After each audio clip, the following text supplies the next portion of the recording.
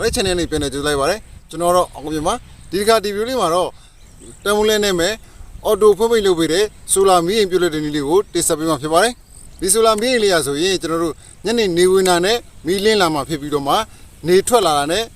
မီးပြန်ပိတ်တော့မှာဖြစ်ပါတယ်အော်တိုကျွန်တော်တို့ဖွင့်စရာပိတ်စရာလုံးဝမလိုပါဘူးပြီးတော့တန်မိုးလဲနေပါတယ်ဒီ idea လေးကရန်ကောင်းပြီးတော့မှတော်တော်များများကိုကြည်ပြင်းပြင်းသုံးပြနေတဲ့ idea လေးဖြစ်ပါတယ်ကျွန်တော်ဒီ idea လေးကိုဘယ်ရရလဲဆိုတော့ Data of the Light ဆိုတဲ့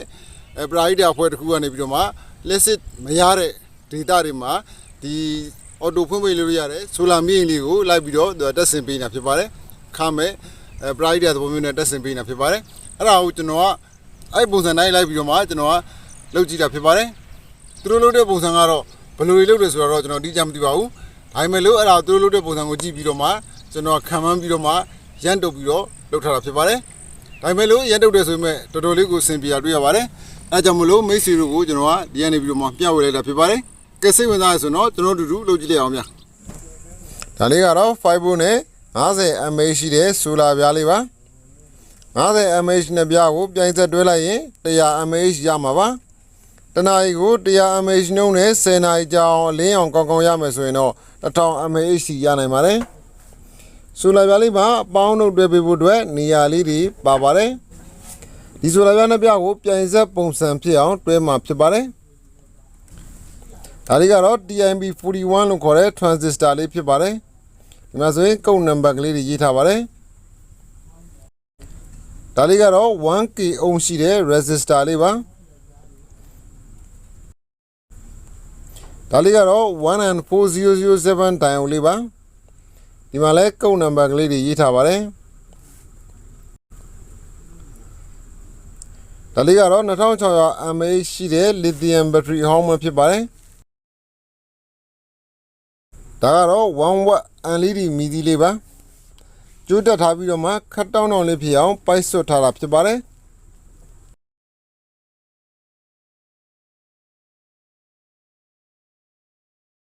အရင်ဆုံးကျွန်တော်တို့ circuit တစ်ခုတိစောက်ဖို့အတွက် TIB41 transistor လေးကိုအရင်ဆုံးကျွန်တော်တို့ခဲကျွေးမှာဖြစ်ပါတယ်ကလစ်မှာတွဲပါမယ်ထုံးစံတိုင်းခဲကျွေးပါမယ်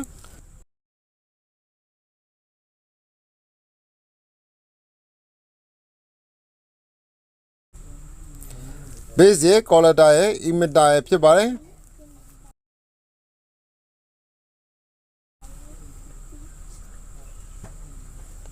ပြီးတော့4007 diode ကိုကျွန်တော်တွဲမှာဖြစ်ပါတယ်ဒီကလေးကိုအောက်ဘက်မှာထားပြီးတော့မှ emitter ရဲ့ခြေထောက်မှာတွဲမှာဖြစ်ပါတယ်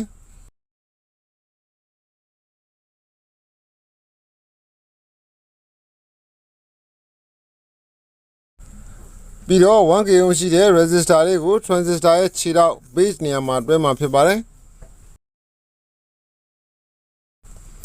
ဒါက base ပါဒါက emitter ပါ clear collector ဖြစ်ပါတယ်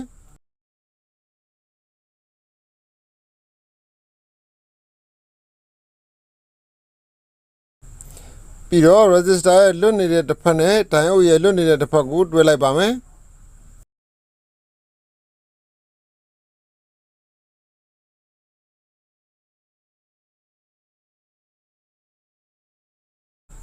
LED မီဒီရဲ့အနှုတ်ကြိုးကို resistor ရဲ့ collector နေရာမှာတွဲမှာဖြစ်ပါတယ် clear collector ဖြစ်ပါတယ်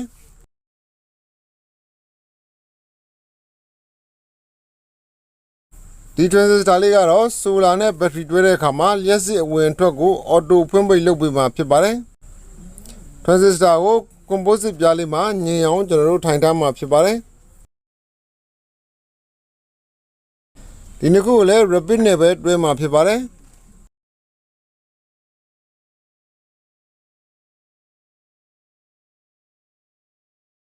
လောက်ဆိုရပါပြီဒါကတော့ PVC ပိုင်းနဲ့လုပ်ထားတဲ့ solar တင်မှုအတွက် stand ဖြစ်ပါတယ်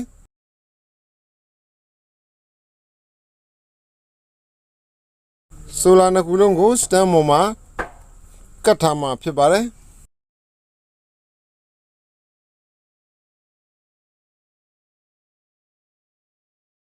ကျွန်တော်ဟော်ဂလူးကန်နဲ့ပဲကတ်တာဖြစ်ပါတယ်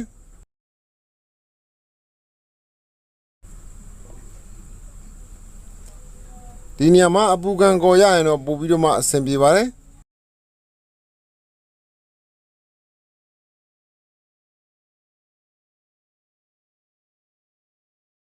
ပြီးတော့ circuit ပြားလေးကိုလည်းဒီ stand မှာပဲကော်ခန်းနဲ့ကပ်ပါမယ်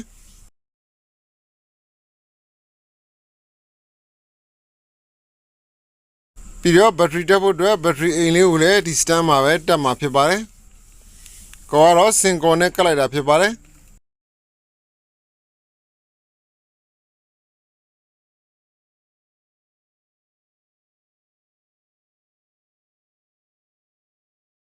အန်လေးဒီမီဒီကိုခဏပြန်ဖြုတ်ထားပါအောင်မယ်ကျွန်တော်ဆိုလာပြားနှစ်ခုကိုပြိုင်ဆက်ဆက်ပါမယ်အနှုတ်ကိုအနှုတ်ချင်းအပေါင်းကိုအပေါင်းချင်းဆက်မှာဖြစ်ပါတယ်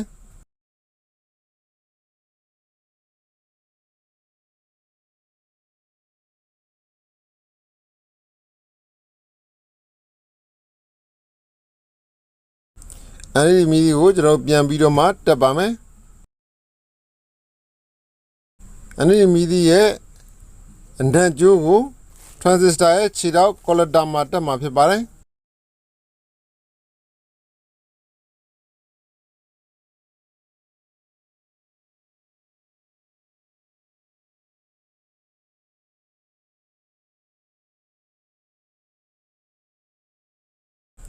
ပြီးတော့ battery ကိုလည်းအနီနဲ့ကြိုးတွေတက်ပါမယ်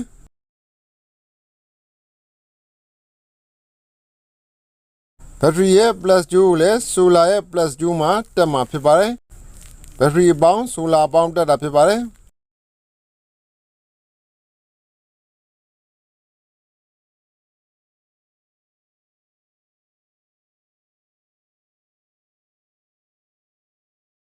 ဘက်ထရီရဲ့အနှုတ်ကြိုးကိုတော့ဒိုင်အုပ်ရဲ့အထက်နားမှာရှိတဲ့ emitter ခြေထောက်မှာတွဲမှာဖြစ်ပါတယ်။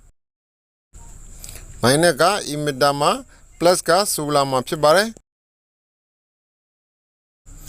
solar ရဲ့အနှုတ်ကြိုးကိုတော့ဒိုင်အုပ်ရဲ့အောက်မှာတွဲမှာဖြစ်ပါတယ်။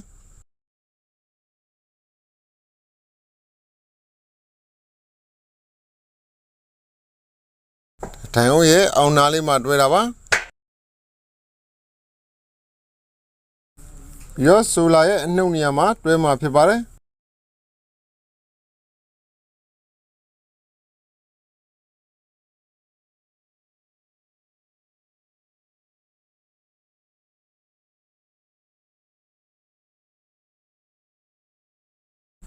အစင်ရပါပြီနောက်ဆုံးကျန်တဲ့ LED မီဒီရဲ့အပေါင်းကျိုးကတော့ solar ရဲ့အပေါင်းမှာတွတ်တက်မှာဖြစ်ပါတယ်ကျွန်တော် solar ကိုလှမ်းပြီးတော့မှကျိုးမမီတော့တဲ့အတွက်ဂျားကန်တချို့ကျွန်တော်ထပ်ပြီးတော့မှဆက်မှာဖြစ်ပါတယ်ဒါ solar ရဲ့ plus နေရာမှာတွဲတာပါပြီးတော့ LED ရဲ့ plus နေရာမှာကျွန်တော်တွဲမှာဖြစ်ပါတယ်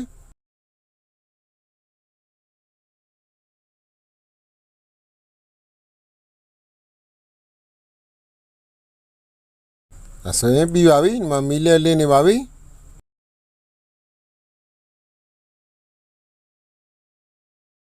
ဒီမီးလေးရဲ့အလုပ်လုပ်ပုံကတော့ကျွန်တော်ညနေနေဝင်သွားတာနဲ့ကျွန်တော်မီးလင်းလာမှာဖြစ်ပြီးတော့မှ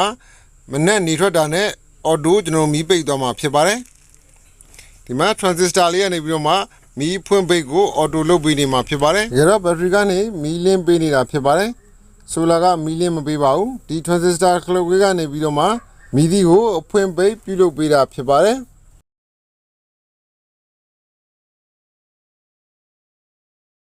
အလင်းရောင်ကောင်းကောင်းရှိလို့ဆိုလာကနေလျှက်စစ်ဝင်နေမယ်ဆိုရင်ဘက်ထရီကနေထွက်တဲ့လျှက်စစ်ကိုပိတ်ထားပြီးတော့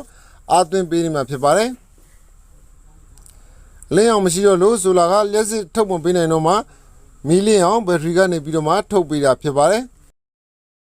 ဒီလိုပုံစံမျိုးနဲ့အော်တိုဖွင့်ပိတ်ပြုလုပ်ပေးတာဖြစ်ပါတယ်ဆိုလာကိုအလင်းကွယ်လိုက်ရင်မီးလင်းပါတယ်ဆိုလာကိုအလင်းပေးလိုက်ရင်မီးမလင်းပါဘူး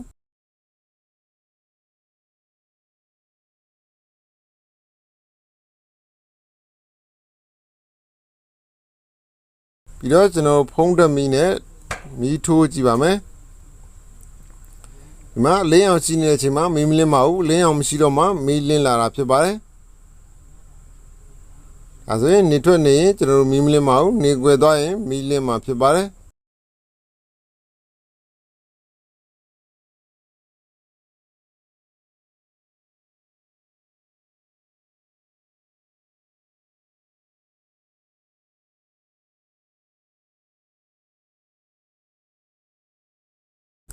မီးသီးကိုရေထဲစိမ့်ထားမှမို့လို့ကော်ကန်းနဲ့လေလုံအောင်ကတ်တာဖြစ်ပါတယ်ရေတံမှုဖုံးကိုလည်းအပေါက်ဖောက်ပြီးတော့မှမီးသီးထည့်ထားပါမယ်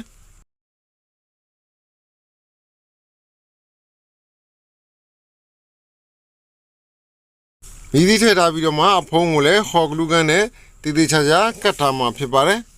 အကုန်လုံးစင်ပြေသွားပြီဆိုရင်တော့ကျွန်တော်ရေတံမှုနဲ့တွဲမှဖြစ်ပါတယ်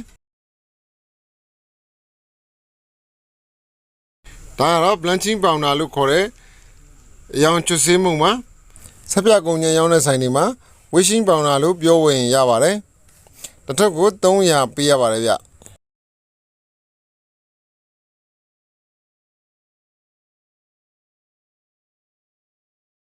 တစ်ဖက်သားဆုံး5စွန်းလောက်ထည့်ပါတယ်ဒီထက်ပိုထည့်မိလည်းပြဿနာမရှိပါဘူး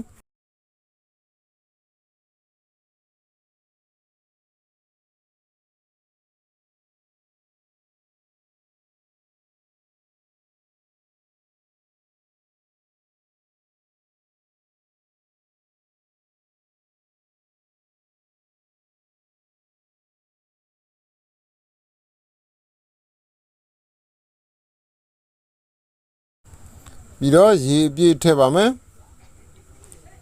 ရေတော့ယူရေပါ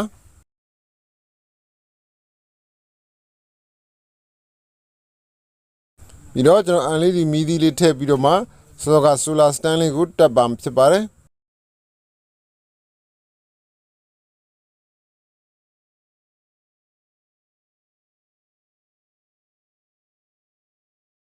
ဒါဆိုရင်တော့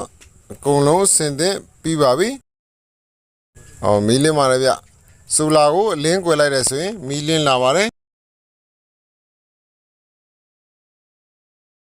ကဲခုဆိုရင်တော့ကျွန်တော်တို့အော်တိုဖွင့်ပိတ်လုပ်ပေးတဲ့ကျွန်တော်အန်လီဒီဆိုလာမီးအိမ်လေးရပါပြီဗျမီးလင်းကလည်းတော်တော်လေးကောင်းပါတယ်သုံးလို့လည်းအဆင်ပြေမယ်လို့ထင်ပါတယ်ဗျ